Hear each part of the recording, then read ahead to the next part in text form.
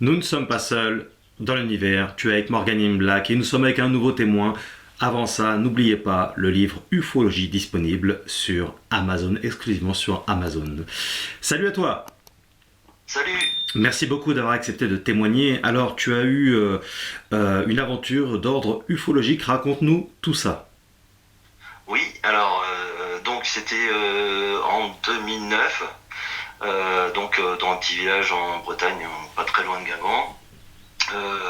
Donc c'était un soir, je pense vers 23 heures, dans ces eaux-là, c'est à peu près l'heure à laquelle je me couchais.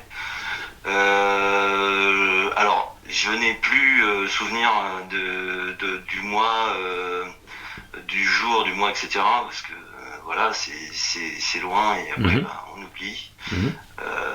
Après, je sais que j'avais quelques soucis en tête et j'étais dans ma chambre et en face il y avait une fenêtre. Et donc j'ai été attiré par la fenêtre et je me suis dit ah bah oui tiens je vais fermer mes volets. Donc c'était l'idée, mais c'est étonnant parce que en général je suis pas attiré par fermer mes volets. J'ai plutôt envie de fermer mes volets, ce qui est quand même pas la même chose. Oui. Donc ce que je fais, j'ouvre la fenêtre, mais vraiment les gestes le plus banal qui soient. Et je regarde en même temps souvent le ciel étoilé, quand il est étoilé, parce que cette nuit-là, il était vraiment bien dégagé, on voyait bien les étoiles. Et je vais pour fermer mes volets, et là, mes yeux tombent pile sur quelque chose d'assez étrange. Donc je me dis, qu'est-ce que c'est que ça? Et là, il y a une sorte de décompte qui se fait dans la tête pour savoir, bah, alors c'est pas un hélicoptère, c'est pas un avion, c'est pas. Bah, voilà, on liste absolument tout ce qu'on connaît Oui. dans sa mémoire et bah, on n'arrive pas à répondre, quoi. Donc là, il y a une sorte j'allais dire, dans la colonne vertébrale, il y a une sorte de mouvement qui se fait, de réaction en fait. Oui, c'est ça, une réaction qui se fait un peu en se disant bah voilà, comme je ne sais pas ce que c'est, bah j'ai peur. Oui. Et ça c'est un truc incontrôlable. Ça, je veux dire, on se dit pas mais c'est pas voilà, je suis un grand garçon, c'est pas des lumières qui vont me faire peur, mais indépendant de sa volonté, quoi, en fait, hein. Oui, Donc oui, tout à fait. ça C'est instinctif. c'est une chose établie. Comment? C'est instinctif. C'est instinctif, ouais, exactement. C'est l'instinct qui prédomine, alors que une fraction de seconde avant, on voit la chose, hein, mais on n'a pas peur parce on ne s'est pas encore posé la question. Ça va très vite, hein, ça va très très vite. Je pourrais pas dire combien de temps ça a duré, mais je dirais moins de 5 minutes, c'est sûr. Parce que même 5 minutes, c'est long, hein. Oui. Oui. Peut-être des 3 minutes, on va dire, hein, que des 5. Mais ça paraît à la fois court, mais quand même très long, hein. Ça paraît très long parce que quand on est dans une phase de peur instinctive, les choses nous paraissent longues. On a vraiment envie qu'il se passe quelque chose, oui, c'est sûr, qu'à le dire, Oui. parce on n'est pas à l'aise. On Et n'est quand pas on à a peur, l'aise. il y a aussi une forme de silence qui s'installe, c'est-à-dire qu'en fait, Ah, tous nos sens ah sont oui, totalement orientés vers l'objet. absolument, exactement comme un chat qui traverse la route et pour aller attraper sa proie et qui malheureusement des fois se fait écraser parce qu'il est Oui. il est tellement Focalisé. voilà, Mm. exactement. C'est exactement ça, cette sensation. Alors, on a parlé, enfin, tu viens de parler de silence, c'est complètement la chose qui m'a fait peut-être même le plus peur. C'est une absence totale de bruit. Et quand je dis totale, j'avais du mal à entendre ma respiration. Mm. Donc là, on est sur quelque chose que vraiment j'avais jamais ressenti. J'avais jamais ressenti ou alors c'est la concentration qui fait qu'on n'entend même pas les bruits les plus proches, c'est-à-dire Oui. ceux à quelques centimètres. Oui, c'est Je ça. pense que si j'avais...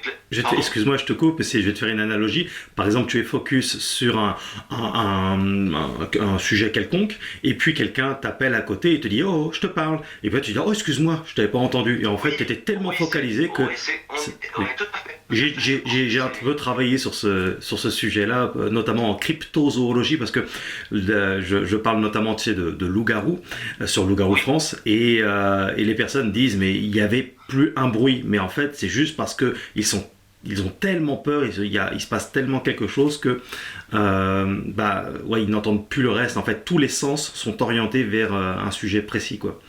C'est souvent ça. Je dis pas que tout s'explique comme ça, mais c'est souvent ça. Excuse-moi, je t'ai coupé. Oui, non, mais il n'y a aucun problème, hein. Alors par contre, depuis 2009, tu penses bien que en 2026, j'ai voulu savoir, j'ai voulu me documenter, et c'est que assez récemment où j'ai eu l'idée de me dire mais qu'est-ce qui fait qu'on entend, qu'est-ce qui fait qu'on perçoit les sons, etc. En fait, les sons, si j'ai bien compris, ce sont des ondes. Et, Oui. Et donc, nous, on a les oreilles, ils sont là pour capter les ondes, donc finalement, et renvoyer des signaux au cerveau. Alors ça coupe un peu quand tu parles, là. Il D'accord. se passe quelque chose. Ok, alors je vais bon, sinon je vais essayer de me déplacer tout à l'heure si jamais ça recommence. Ou alors de pas bouger. Je vais essayer de Ouais. pas bouger. Ouais, sinon je vais me faire engueuler par les abonnés. Oui, tout à fait, tout à fait. Donc j'ai cru comprendre. Ouais, ça continue, il y a un problème de son de ton côté. Ok, alors je vais me mettre dans une autre pièce, peut-être en hauteur. Ouais. Ça sera mieux.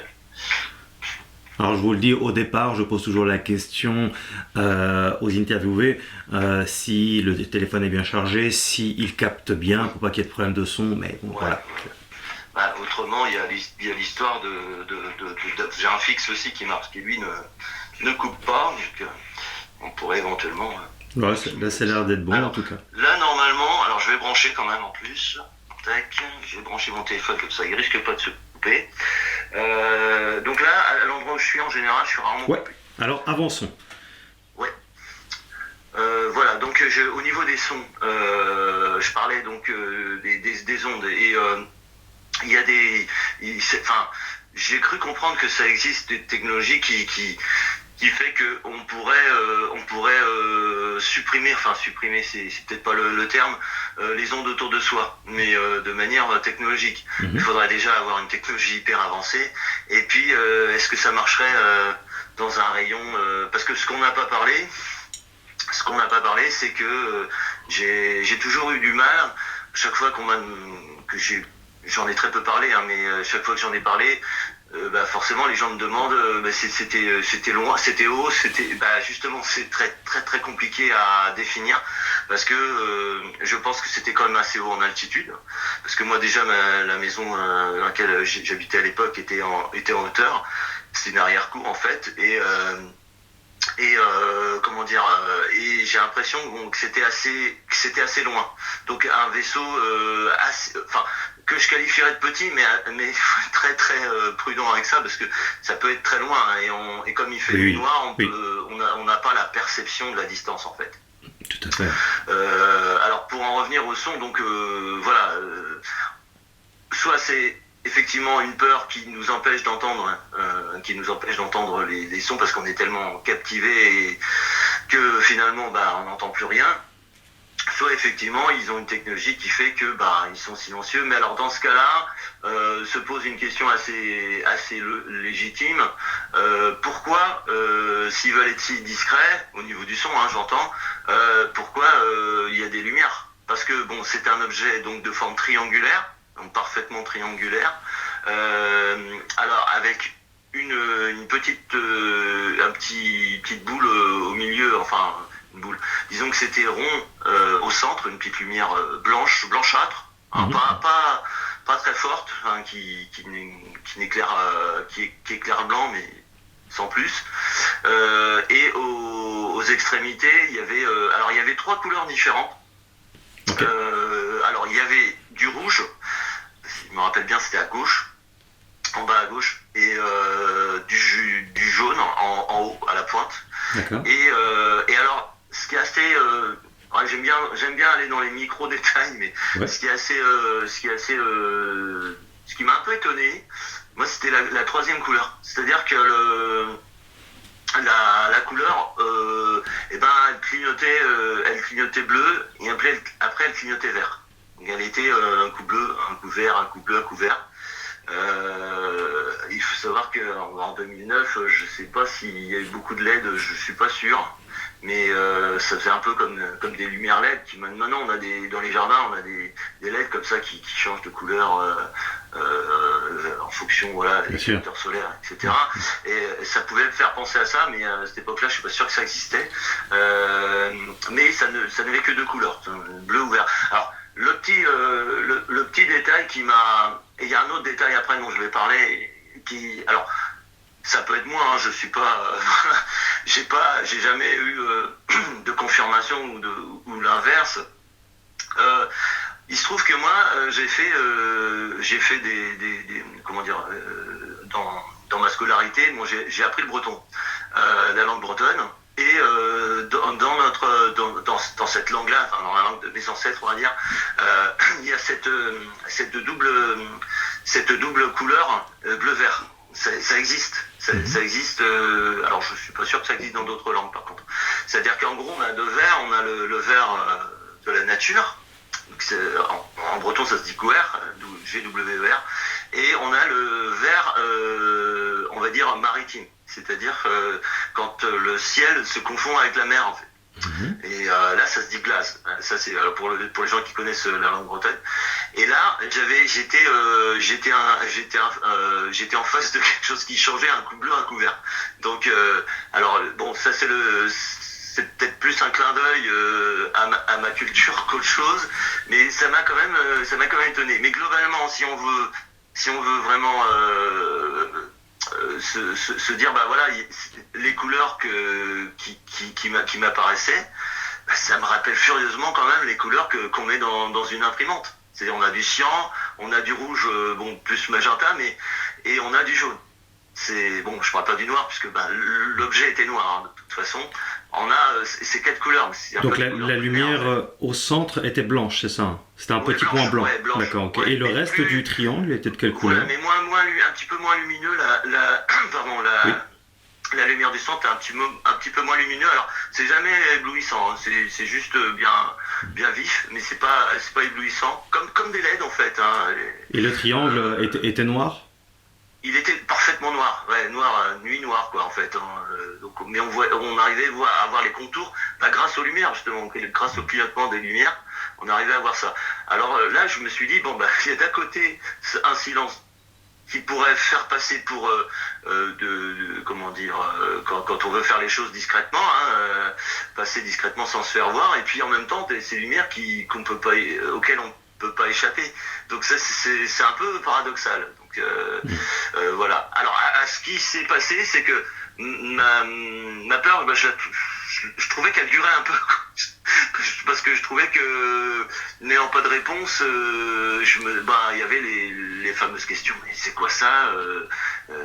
Est-ce que je suis en train de rêver? Il y a toutes ces questions-là qu'on se pose quand on voit ça. Bien sûr. Et finalement, bah, arrive un moment, je me disais, je me disais presque que ça va se terminer comment?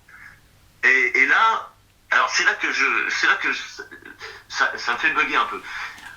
Je vois l'objet disparaître à une vitesse, même pas, il n'y a pas de mots. Hein.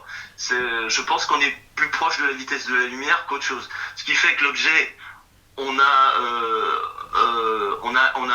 à peine le temps de le voir disparaître.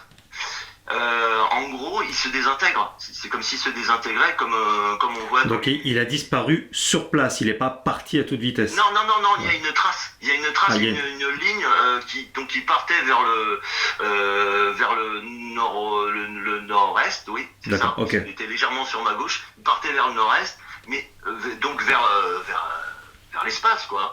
Mais à une vitesse, mais dingue. Mais il y a eu ces petits détails que j'ai mis du temps à me rappeler et qui me franchement, aujourd'hui, je n'arrive toujours pas à répondre à cette question-là. Il y a eu un tout petit bruit, mais vraiment léger. Mais ce bruit-là, il m'intrigue beaucoup parce que c'est un mélange entre tweet et puis un peu comme ça. D'accord. C'est un mélange et je me dis mais c'est bizarre, ça me rappelle quelque chose ce bruit-là et voilà. Et j'ai fini par penser que c'était un bruit qui venait pas de l'autre. Parce qu'il y avait toujours ce silence, il était toujours là. Hein. Et je me suis dit, mais c'est comme si ils avaient... pareil pour la couleur bleu-vert, hein, c'est comme s'ils avaient puisé... c'est comme s'il y avait eu une communication, en fait. Hein, et comme si on avait puisé dans mon registre de couleurs et dans mon registre de bruit audio, des choses qui existent. Oui. Ça, franchement... Je peux pas, évidemment, je n'ai pas de preuves pour le dire. Oui, c'est un sentiment. C'est un sentiment. Oui. Exactement, c'est un ressenti. Exactement, c'est un ressenti parce que ce petit bruit-là que j'ai du mal à reproduire avec ma bouche, c'est un peu, je sais pas si tu as connu les émissions avec C'est pas sorcier. Ouais. À un moment, t'avais Jamie Jamie c'était l'autre, qui était en conversation avec un mec dans une télé, enfin avec un collègue à lui dans une télé. Mmh. Et puis t'as une petite apparition et t'avais un petit bruit. Oui, je me rappelle. Oui, c'est un. Je sais plus comment ça. Oui, ça c'est une sorte de switch, ça fait un truc comme ça. Ouais. Ça. C'était ça, mais en doux. Hein. C'est le truc doux, pas violent. Et là, je me suis dit, c'est pas possible que l'objet il ait fait du bruit alors qu'il a disparu quasiment, parce qu'au moment où tu entends le bruit, le bruit il arrive après. C'est un peu comme la foudre quand elle tombe, tu entends d'abord, tu vois d'abord la foudre, après tu entends le bruit. D'accord. Et là c'est ce qui s'est passé, il y a eu le tout, comme si l'émission était terminée, voilà le programme il est fini, au revoir messieurs dames. Ces petits détails qui a son importance quand même, parce que quand tu as vu l'objet en question, est-ce qu'il était statique ou est-ce qu'il bougeait? Oui, j'ai oublié d'en parler, il était statique. Et après, il bougeait légèrement, mais c'était vraiment... C'est-à-dire, vraiment... il bougeait légèrement de quelle façon? Il se déplaçait légèrement vers la droite, mais vraiment à une allure... c'est vraiment... je sais pas, c'est... Okay. C'est très très lent, extrêmement lent, donc j'avais le temps de le regarder. Et il y a eu cette... Moi, j'avais quand même ce sentiment, hein, c'est assez... ça, c'est certain. J'avais ce sentiment d'être observé, qui me voyait. Et je me mettais légèrement sur le côté gauche de la fenêtre. Je sais que ça paraît débile, hein, mais je me mettais légèrement sur le côté de la fenêtre, comme si je voulais me cacher de lui. Et à cette époque-là, tu t'intéressais au phénomène ovni? Alors, absolument, pas... Alors, intéressé, ça m'a toujours intéressé, mais sans être passionné, voilà, si je tombais sur une émission qui en parlait, j'allais la regarder, mais si c'est pas moi qui allais faire j'allais pas faire des recherches là-dessus de toi-même. Ouais, voilà, c'est ça. Mais j'ai jamais été parce que j'ai un certain âge. Je peux le dire, hein, j'approche les 60. J'ai toujours été baigné par la télé et il y avait une super émission autrefois avec les frères Bogdanov qui s'appelait Temps X. Ouais. Et moi j'étais hyper fan, voilà. Mais donc ouvert d'esprit. Moi je dirais ouvert d'esprit, mais pas passionné au point de voilà. Je sais qu'il y a des gens beaucoup plus qu'il y avait des gens beaucoup plus passionnés que moi. Alors maintenant c'est plus le cas. Maintenant évidemment ça me passionne et plus depuis que ma parole commence à se libérer. C'est-à-dire que je l'ai enfoui, hein, je l'ai pas mal enfoui. J'ai mis 3 ans à en parler à ma femme. Ah oui. Ouais. Pourquoi pourtant ta femme est censée savoir que t'es pas un barjot. Non, c'est parce que j'étais pas avec cette femme-là à l'époque. Ah, okay. Et que l'autre femme n'était pas du tout ouverte à ce sujet-là. Ah oui. Et voilà, donc du coup j'ai eu des changements familiaux assez profonds et j'ai mis 3 ans. Mais tu en as parlé sinon à d'autres personnes, à des camarades ou au GEPAN même ou à je ne sais quel. Non, j'en ai pas parlé au GEPAN. La première chose que j'ai fait le lendemain, c'est de regarder dans les journaux locaux, voir s'ils en parlaient. Mhm. Parce que c'était un petit village quand même, donc le journal local Tout à fait. aurait logiquement dû en parler. Comment dire, oui, j'en ai parlé très très peu en fait. Enfin, en tout cas, dans ces années-là, j'en ai pas parlé du tout. J'ai vraiment gardé ça pour moi pendant longtemps.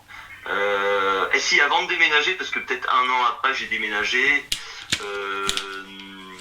donc ouais, en 2010, presque ouais, fin 2010, j'ai déménagé.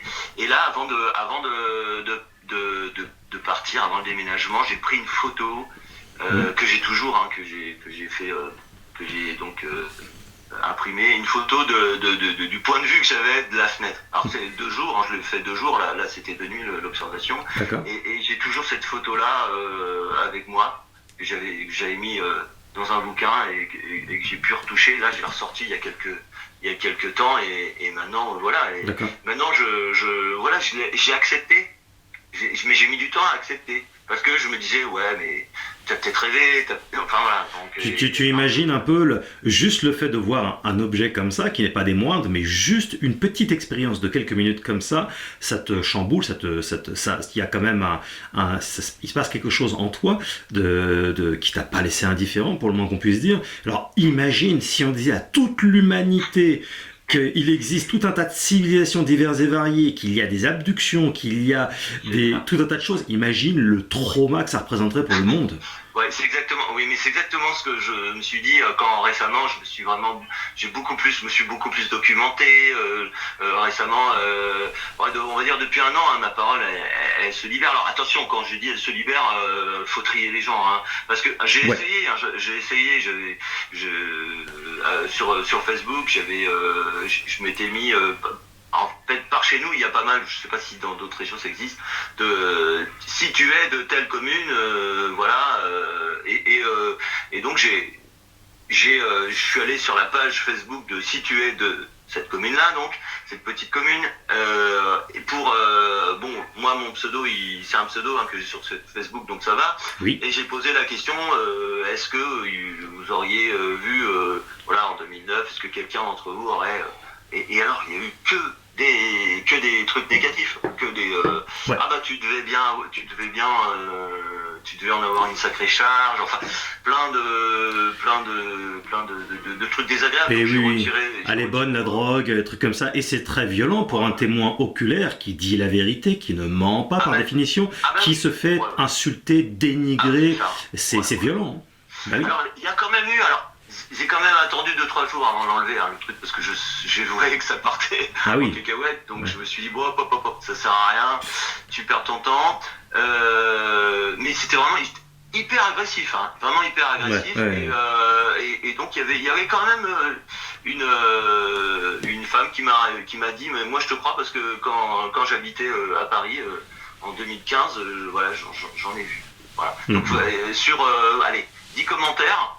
T'en avais quand même un qui avait vu quelque chose. Donc je me dis, mais s'il y avait eu 100 commentaires, il y aurait eu combien? Peut-être 10%, je sais pas. Un pourcentage assez. Quand même, mine de rien, il y a beaucoup plus. Parce qu'il y a plein de gens comme moi qui ne sont pas allés en gendarmerie, il y en a plein. Il y en a plein. Tout à fait. Je vois bien maintenant, hein, je me documente. Alors, voilà. Mais en fait, on s'en aperçoit uniquement quand on cherche, quand on s'instruit, quand on commence à lire des bouquins, des documentaires. Quand vraiment on s'instruit, on s'aperçoit qu'en fait, c'est ultra documenté tout ça.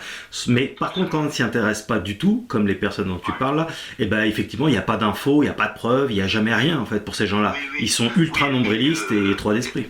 Exactement, et puis je pense que dans l'idée qu'on a de dire tiens, je vais aller en parler en gendarmerie, tout ça, on a quand même ce fameux pourcentage dont on vient de parler. Pour moi, il existe aussi chez les gendarmes. C'est-à-dire qu'il y a sûrement des gendarmes qui sont censés prendre bien sûr votre déposition, ça ils sont obligés de le faire, donc ils vont le faire, mais il y en a combien qui vont vous qui à mon avis vont vous regarder de travers. Je pense qu'il y a un gros pourcentage aussi.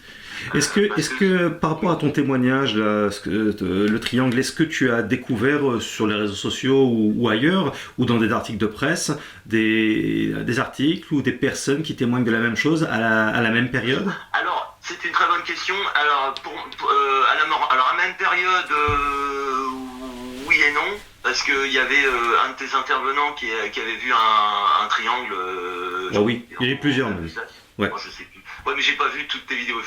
Il faut que je prenne le temps de les voir. Elles sont là, t'as le temps. Mais moi, j'avais d'ailleurs, c'est comme ça que tu m'avais contacté. J'avais mis dans un commentaire, Oui. le mien, enfin mon observation, c'était les couleurs étaient différentes. Que lui, c'était que des lumières blanches. Oui, oui. Depuis, j'ai glané quelques informations autour de moi avec des gens dont je sais qu'ils sont fiables. Là, je suis en train effectivement, de poser des questions. Alors, ça prend du temps parce que les gens ils sont pas forcément disponibles. T'envoies un mail, t'envoies un SMS ou en fonction des coordonnées que tu as des gens, Bien sûr, bien sûr. du niveau d'amitié, enfin de connaissances que tu as. Souvent, c'est à travers d'autres personnes qui m'ont dit va voir un tel, voilà. Et donc, je commence à faire un petit peu ce travail-là, mais c'est vraiment, je le fais sans a priori, sans rien. Mhm. Et C'est un travail d'ufologue, hein. C'est un travail de fourmi, un travail d'ufologue, oui, il faut prendre son d'analyse, temps. tout ça. Ouais. Exactement, il faut prendre son temps. Et effectivement, je commence à avoir déjà deux témoignages autour de moi. Mhm. Enfin, il y en a même un troisième, mais bon, la personne ne souhaitait pas en parler, donc c'est pas la peine d'aller on va pas embêter une personne si elle a pas envie d'en parler, surtout pas, quoi. Ouais, ouais. Et donc ça, je me dis, mais en grattant un tout petit peu autour de soi, Ouais. en étant prudent, parce qu'on ne peut pas non plus aller vers n'importe qui, ben on arrive à glaner Ah oui, oui. des informations, et parfois, peut-être des informations qui se ressemblent. Mais ça je le saurai sûrement plus tard. Et puis évidemment, je regarde pas mal maintenant à notre époque, je regarde pas mal de vidéos YouTube et je vais pas citer comment dire, il suffit de taper dans la zone de recherche de YouTube et puis on trouve énormément de. Ah oui, oui. Alors il y a des trucs plus ou moins sérieux évidemment, oui. Mais il y a des interviews, des témoignages, des chaînes extraordinaires sur le phénomène ufologique. Ouais. Hein. Absolument. Ah oui, Ouais. c'est OVNI France est loin d'avoir le monopole et ça c'est fabuleux parce que plus on est nombreux, plus les langues se délient, mieux c'est. Et c'est ce qui compte, quoi. C'est. Bien sûr, mais pour répondre à ta question, Oui. parce que là il y avait une petite précision à apporter. J'ai jamais j'ai jamais vu ou eu ce genre de témoignage au niveau, j'allais dire, les couleurs. Les couleurs sont importantes. Pour moi, les couleurs sont importantes. Sinon, je pense je les aurais pas vues. Je sais pas si c'est courant, pas courant, mais la seule moment où j'ai cru apercevoir dans une vidéo des couleurs similaires, et là on parlait de vraies images qui venaient des États-Unis. Mhm. C'était au moment où il y avait eu quand Trump avait dit oui, nous allons déclassifier je sais pas quoi. C'était avant qu'il le fasse. Et alors pour illustrer ces propos, ils avaient mis des images qui venaient qui venaient sûrement de gens qui avaient filmé au moment où il y avait eu beaucoup de soi-disant drones aux États-Unis. Là, Ouais. ça me faisait bien marrer parce que les drones, vu l'altitude, vu qu'il y avait aucun bruit, ça me paraissait un peu étonnant pour des drones. À moins que vraiment ils aient une technologie nouvelle, mais là franchement. Et en fait, quand je regardais, quand j'ai donc fait une capture d'écran sur une vidéo, j'ai zoomé le plus que je pouvais dans l'image, et là effectivement les couleurs correspondaient. C'est-à-dire que là on avait bien le rouge, le jaune et le bleu vert, alors qu'il pour le coup était bleu. Mais bon, ça dépend des. Oui. Après, quoi qu'il en soit, toute cette partie visible comme ça escalait, on pourrait effectivement penser à une technologie militaire cachée, top secret, Oui. je ne sais quoi. Mais par contre, le fait que ça disparaisse à une vitesse pareille, là. Oui, voilà. Ça, par contre, je suis très dubitatif parce que bon, effectivement, toutes les vidéos qui traitent du sujet expliquent qu'un être humain qui est dans un vaisseau à cette vitesse-là, il est mort, quoi. Puisqu'il y a une vitesse tellement... Est-ce que dans les jours suivants cette apparition-là, tu te sentais dans un état second ou un peu stressé? J'étais un peu dans la lune, c'est qu'à le dire. J'étais un peu dans la lune, un peu distrait, mais pas. Mais j'étais quand même rapidement redevenu moi-même, dans le sens où je l'avais collé dans mon cerveau, quoi. Je l'avais mis de côté, quoi. Je l'avais mis de côté, mets-le de côté, sinon tu vas mal le vivre, quoi. Je me disais ça, en fait, quelque part, inconsciemment, je pense que je me disais ça. Et puis, en fait, c'est une petite étincelle qui reste dans un coin de ta tête, et un jour ça t'as envie ou je sais pas, où un sujet apparaît sur la table et t'as envie d'en parler, et là tu te réintéresses, et là tu vas voir, et là tu sors le bouquin, tu sors la feuille, et tu dis, et voilà, j'étais là, j'ai vu ça, et ça, pour moi, je suis marqué à vie, et je me dis, mais oui, effectivement, t'as raison de le préciser, mais j'ai pas de traces sur moi, je pense pas avoir été abducté ni enlevé, mais je me dis, mais qu'est-ce que j'aurais fait si j'avais eu, effectivement, quelle aurait été ma réaction? C'est juste horrible, quoi. Ouais. Ah oui. Et tu penses que les services secrets, les plus grands services secrets de ce monde savent très bien, connaissent très bien ces sujets-là, et même beaucoup plus encore, que tu vas jusqu'où dans ta pensée, dans tes recherches par rapport à la présence extraterrestre? Non, je sais qu'il y en a eu autant en France, proportionnellement qu'aux États-Unis, parce que pourquoi il y en a beaucoup aux États-Unis? Parce que c'est aussi un très grand pays, mais apparemment il y en a eu, si j'ai bien compris, il y en a eu en Russie aussi. Bien sûr, oui, il y en a eu partout. Les États-Unis n'ont pas le monopole. Voilà, il n'y a pas de lieu qui échappe à ces apparitions, ces observations. Oui. Donc pour moi, clairement, il y a une volonté, je pense, de... Après, c'est contextuel aussi. Justement, je voulais dire un truc, tu sais, c'est que j'entends des fois des détracteurs qui disent, comme par hasard, c'est aux États-Unis. Non, mais c'est déjà, en plus, culturellement, les États-Unis, c'est une culture de l'expansion. C'est-à-dire, ils sont très expansifs, ils parlent plus facilement, c'est plus démonstratif. C'est typique des Américains en général. Et aussi, ils y mettent les moyens en plus. Ils n'hésitent pas à mettre du budget. Alors que par exemple la culture asiatique ou la culture russe par exemple, c'est des gens un petit peu plus pas fermés, mais tu vois, ils sont plus ils ne vont pas le crier sur tous les toits comme ça, c'est une autre culture, donc il y a de ça qui joue beaucoup, tu sais. Ouais, alors oui, c'est vrai. Et alors bon, là, je sais pas si toi tu connais, j'ai vu une vidéo il y a pas extrêmement longtemps, peut-être plusieurs mois.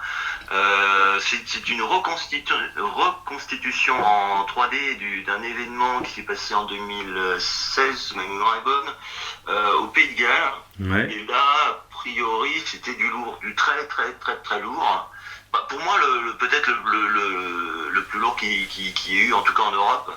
Et où là, alors évidemment, j'ai des amis qui habitent au Pays de Galles, et j'aurais posé la question, et ils m'ont pas répondu, donc je sais pas s'ils ont bien vu, parce que c'est pas des gens très connectés, donc je sais pas s'ils ont bien vu, c'était sur Messenger, et il faut que je les relance, parce que Okay. Je me dis, c'est bizarre, ils répondent quand même à mes questions, en général, surtout c'est un couple, surtout la femme, parce qu'elle est francophone. Mm-hmm. Et là, pas de réponse, et je me suis dit, c'est dommage, je vais peut-être les relancer, parce que je me dis, et je leur ai posé la question, avez-vous entendu parler? Alors je ne saurais pas le prononcer, le nom du village, c'est un village, mais c'est à côté d'une grande ville, où il s'est passé vraiment des phénomènes assez... Et c'est où? C'est en Angleterre, tu dis? C'est au Pays de Galles. Je pourrais t'envoyer par mail, je vais retrouver le lien, okay. Je pourrais te l'envoyer par mail. Ouais. Là, c'est carrément l'armée qui a mis carrément, ils ont mis une chape de plomb.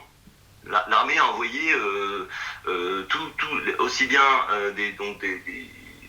des hélicoptères, enfin bref, des avions de reconnaissance, et des militaires en Land Rover là, lourdement armés. Ils prenaient tous les téléphones des gens et les réinitialisaient. Ouais. J'ai jamais entendu parler de ça, même aux États-Unis. Donc, est-ce que c'est un truc 3D? Est-ce que c'est une fiction?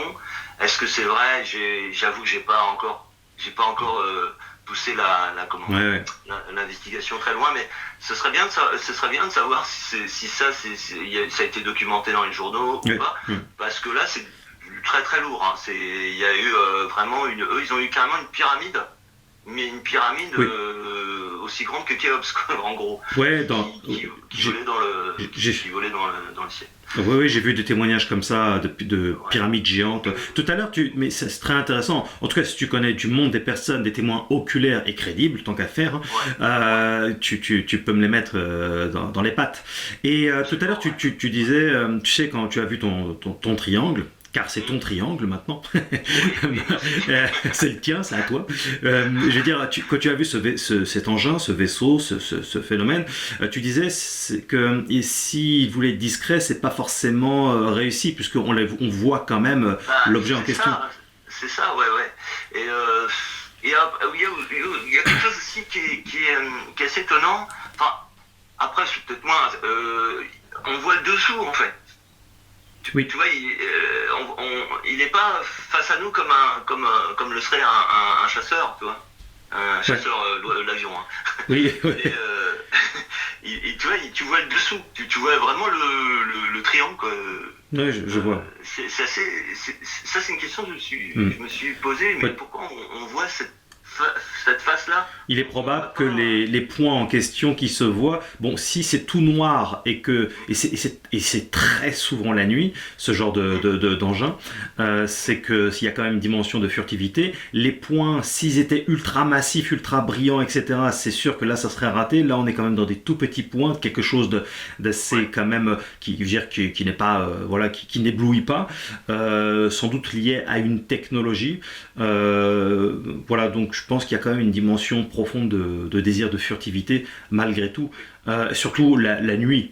Généralement les gens dorment parce qu'il était quelle heure? Tu t'en rappelles plus l'heure, hein? Pour moi c'était après 23h. Ouais. Alors est-ce que c'était 23h55? Est-ce que c'était 23h? J'en sais rien. Il y a un nombre statistiquement, c'est pas une science exacte, je veux dire, mais il y a beaucoup plus d'objets la nuit que le jour. Tu vois, donc il y a quand même une dimension d'une recherche de discrétion. Bien sûr. Tout à fait. Mais de toute façon, pour l'instant, à ma connaissance, personne n'a résolu déjà la question. Pourquoi ils viennent nous voir? Il y a des ufologues qui émettent des thèses avec des informations assez intéressantes, avec même des militaires, anciens militaires qui parlent de ces sujets-là. Ça reste toujours du témoignage, mais je crois qu'il y a quand même des choses à entendre, à écouter. Et clairement, je suis quand même content que j'ai pu voir, tu vois, les mêmes couleurs sur cette vidéo. Où il y avait Trump qui parlait, et donc c'était en arrière-plan, il y avait des images qui défilaient effectivement, où là je me suis dit, mais c'est les mêmes couleurs, donc c'était récent, hein, ça c'est récemment, peut-être il y a un an, et puis là ils ont déclassifié, bon franchement, ce qu'ils ont mis, franchement c'est pas ouf, hein. Non, c'est pas oufissime, c'est pas...